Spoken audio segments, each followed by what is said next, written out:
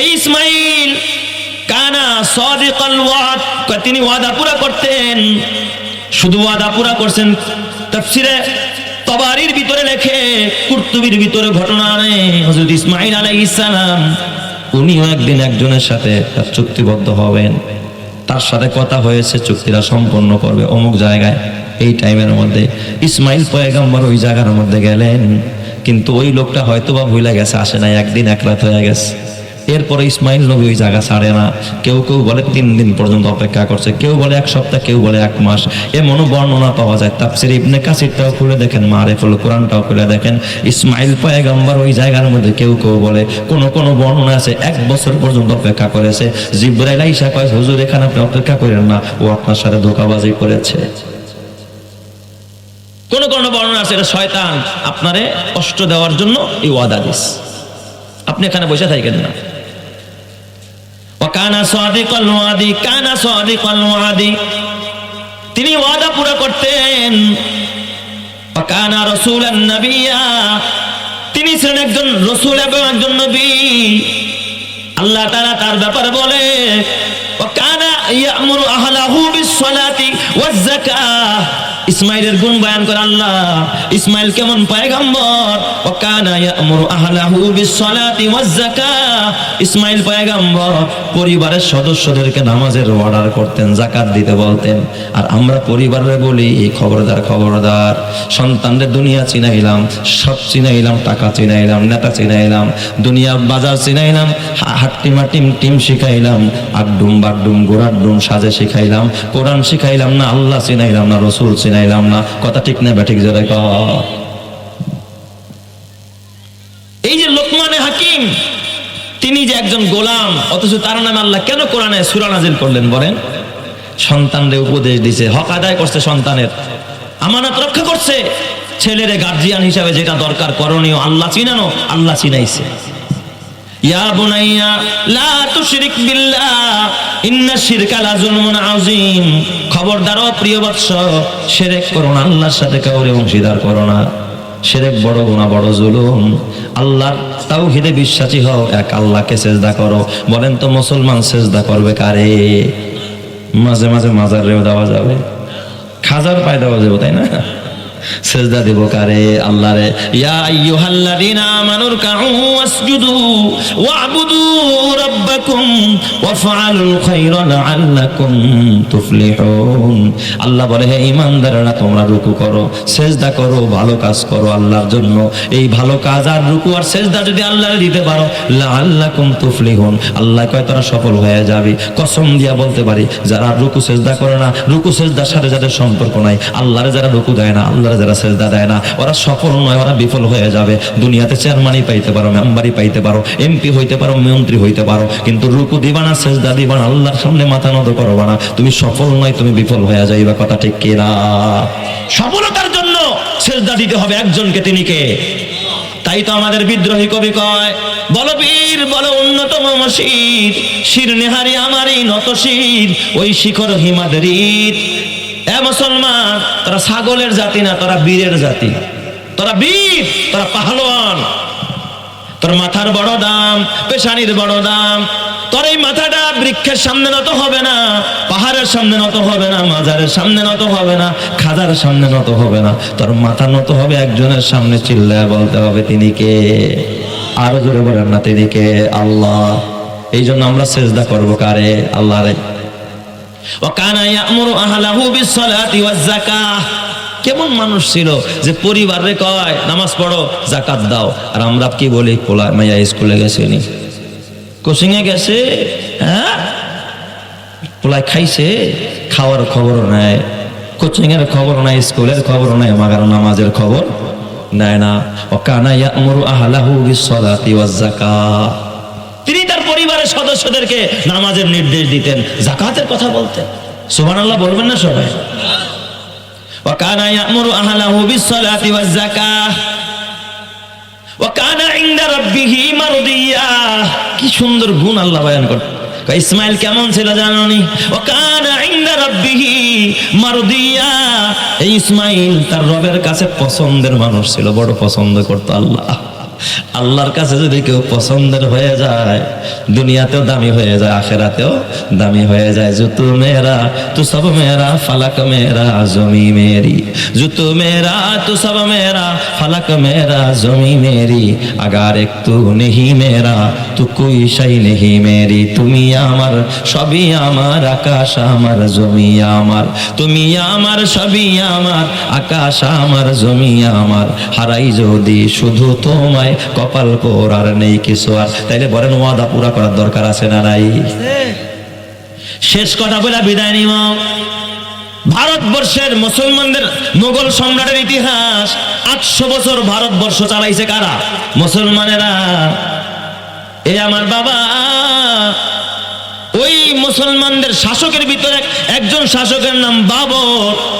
এই বাবরের সন্তানের নাম বাদশাহ হুমায়ুন।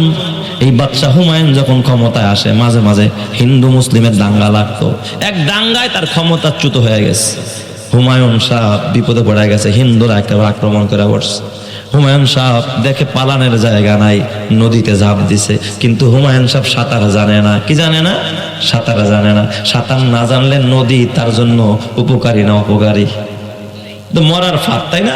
দুইবার মরে যাবো। এখন হুমায়ুন শাহ বাবরের সন্তান বাদশাহ, এ বাবা সমুদ্রের মধ্যে সাঁতার কাটতেছে, জীবনটা সংকটাপন্ন, মরে যাইব একেবারে নিশ্চিত। হঠাৎ দেখে এক ভিস্তিওয়ালা, ভিস্তি চেনেন? মস্কো, আরবিতে কয় মস্কো।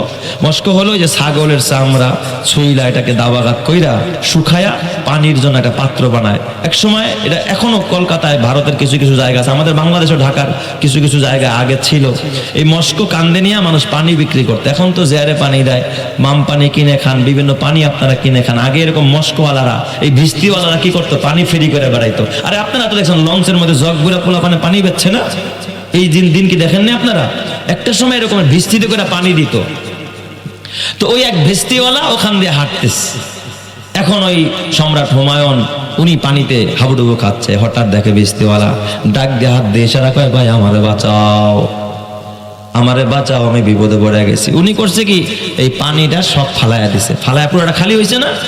এটা কিন্তু পানি পড়ে না, তার মানে এর মধ্যে হাওয়া তো দিলে কি হাওয়া থাকবে? পানি ছিদ্র থাকলে তো কি পড়ে যাবে?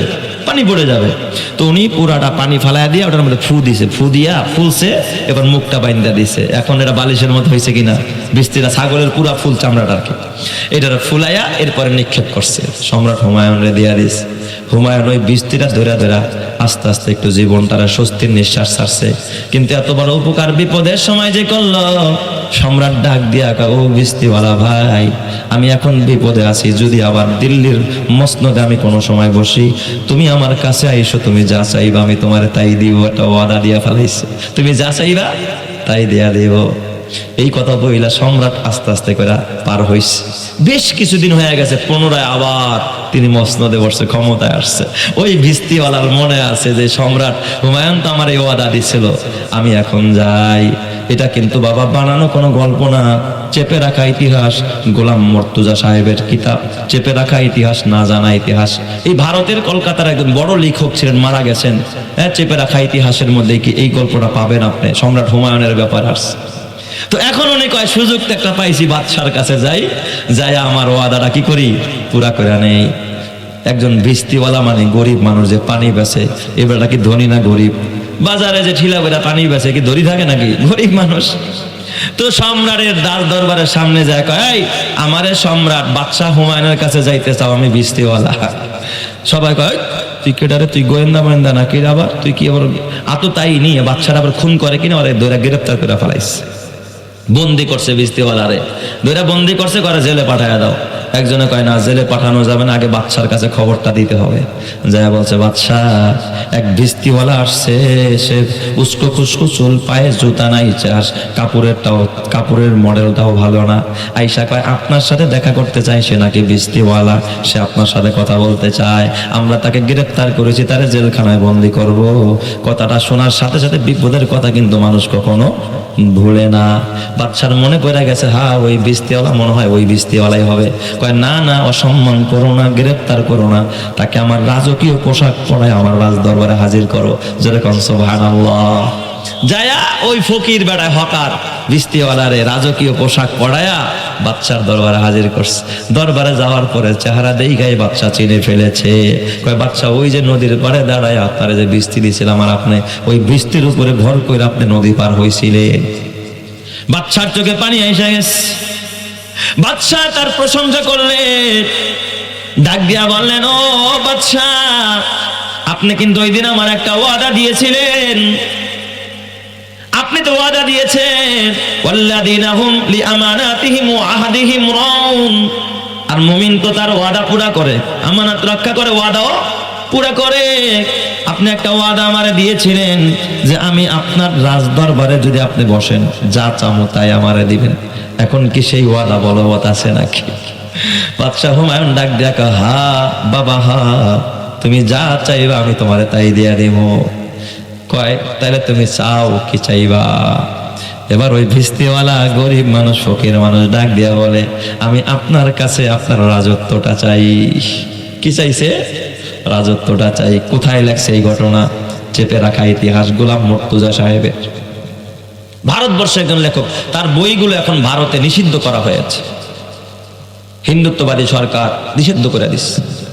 বড় চমৎকার লেখক গোলাম মুর্তজা সাহেব। এ আমার বাবা চাইছে কি? ক্ষমতা, রাজত্বটা চাই আপনার।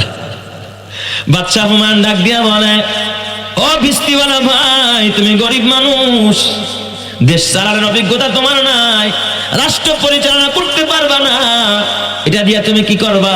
এটা বাদে তোমার যা লাগে চাও, আমি বাদশা হুমায়ুন তোমার সব চাওয়াকে আমি পুরা করে দেব, আমি সব দিয়ে দেব, এটা দিয়া তুমি কি করবা?